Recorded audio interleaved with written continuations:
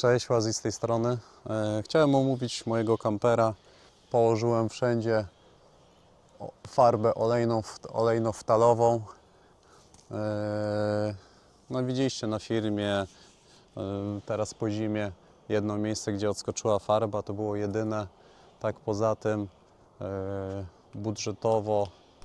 budżetowym kosztem 2-3 warstwy, zależy gdzie, bo czasami tutaj były linie, stara farba, więc trzeba było ją zamalować. Dodatkowo w kamperze jest zrobione, wszędzie położone są taśmy bitumiczne. Zabezpiecza to kamper przed przeciekami. Nie zrywałem starych listew, nie miało to sensu. Plastik pękał, śruby się, główki pękały. Szkoda było zabawy. Najważniejsze dla mnie jest to, żeby kamper nie przeciekał. Kampera szukałem 5 miesięcy. Wszelkiego rodzaju kampery 40-45 tysięcy, w tych granicach powiedzmy szukałem. Wszędzie były zacieki, przecieki, zgnilizna. Po tego kampera pojechałem, jak dotknąłem ściany, wszystko twarde. Mówię, biorę, doinwestuję, na pewno będzie trzeba coś naprawiać, ale myślę, że jako baza, żeby spełnić marzenia, jak najbardziej fajna rzecz. To będzie mój 3. sezon. Tak naprawdę bardzo mało jeździłem. Wokół komina 30-50 km i do mechanika. I tak cały czas 30-50 km i do mechanika. Z rzeczy, które robiłem, to szczęki hamulcowe, przewody hamulcowe z tyłu. Tak jak widzicie, tutaj wszystko jest świeże. Cały spód też odmalowany, żeby zabezpieczyć, bo tam w sumie jest same drewno od dołu. Wymieniałem wahacze, opony całoroczne. Też ciekawa sytuacja. Pierwszy raz zamontowałem opony, pierwszy przejazd, najechałem bokiem na coś ostrego, jakiś kafelek, no i znowu trzeba było kupić, bo nie było możliwości naprawy i 375 zł znowu w opony. Przewody paliwowe, bo były słabe, sparciałe. Następna rzecz, przewody chłodnicy też potrafiły strzelać, były sparciałe. Nowy akumulator wymieniony, turbina po regeneracji i tutaj bardzo często, jestem gdzieś tam na forach polubiony, jeśli chodzi o Ducato 1 i Peugeoty J5. Dużo osób mówi, pokazuje problemy dymienia. Mój kamper też bardzo mocno dymił,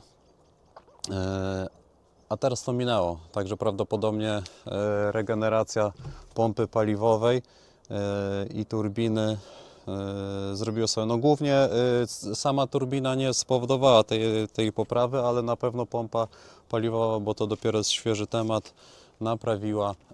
Teraz bardzo fajnie silnik pracuje dużo lepiej, wchodzi na obroty.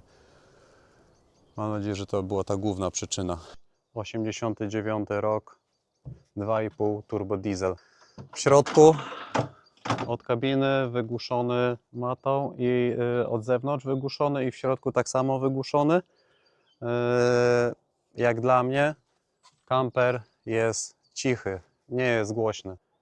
W mojej rodzinie przewinęły się 3 maluchy i od tego momentu każde auto, które mam, jest ciche. Kto miał malucha 126P, ten wie, o co chodzi. Panele 2, chyba 400 W. Przekaźnik, czy ten panel sterujący cały tutaj, niby dobry, ja tego nie zakładałem. Przebiegu mamy 203 nalotu. Idziemy do środka. Na zewnątrz jest omówione pokrótce, także zapraszam do mojego room toura.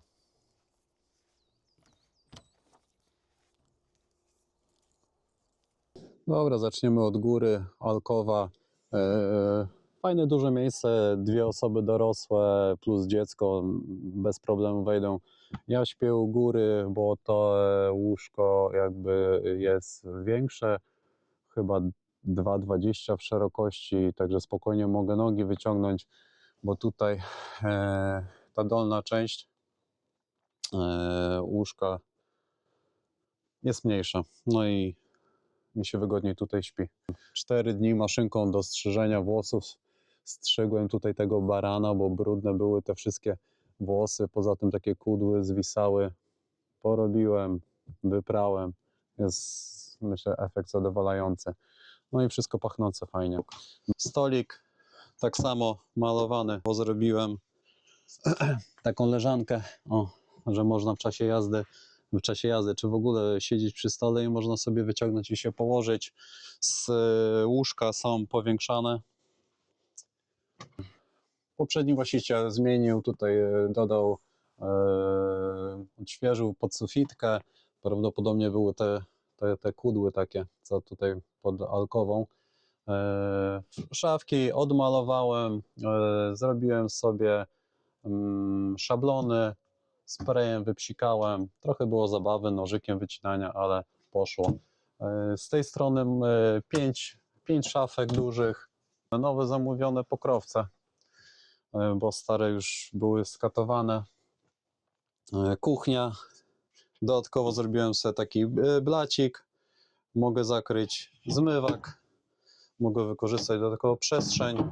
Tutaj pod tym są pod tym to jest jakiś panel taki z mrówki kupiony. Pod spodem są takie kafelki, ja już nie chciałem tego wyrywać wszystkiego, także tak zrobiłem. Odświeżyłem też tymi panelami ściany. Myślę, że tak lepiej wygląda niż jakieś naklejane tapety na ścianę. Szafki wszechstronne, myślę, że 3-4 osoby spokojnie mogą sobie pojechać. Największa szafka, duża, fajnie już widzicie, detektor przygotowany. Mam nadzieję, że na jakąś plażę się skoczy. Łazienka zrobiona z silikonem, cała zabezpieczona. Myślę, że wygląda też estetycznie. Te obicia, wszystko to poprzedni właściciel robił. Ładniutko. Kotarka zakładamy, ciapu, wszystko gra. Szyby tutaj jak widać, no nie wymieniałem, była pęknięta. Ja już stwierdziłem, że nie będę wydawał bardzo dużo. Raz, że nie ma, a dwa chyba chcą dużo kasy za to. Szafka pod umywalką, pojemna, duża, w zupełności pomieści wszystkie garnki. Lodówka na prąd i na gaz z zamrażalnikiem.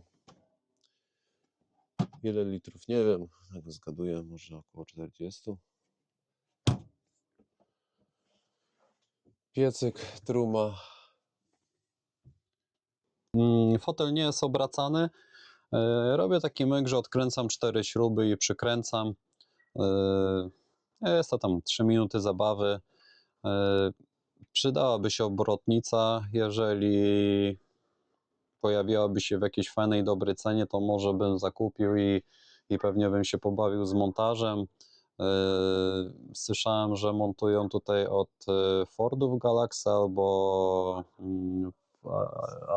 Charanów. Dajcie znak w komentarzu, czy dobrze myślę, dobrze pamiętam. No i tak jak już miałem fotel obrócony, miejsce, powiedzmy, jeżeli tutaj dzieci czy żona na łóżku śpi, no brakowało takiego miejsca, więc wykombinowałem, że dorobię sobie taki kawowy stoliczek, wrzucam, cyk i mam tutaj możliwość dostosowania. Demontaż bardzo prosty, śrubka, rurka przymocowana, rurę w rurę i zrobione. Także tyle z mojej strony. Pierwszy odcinek taki gadany, mam nadzieję, że wyszedł w miarę ok. Myślę, że pojawi się niedługo jakiś odcinek z wyjazdu, zaraz mamy majówkę. Wszystkiego dobrego dla Was, trzymajcie się, cześć.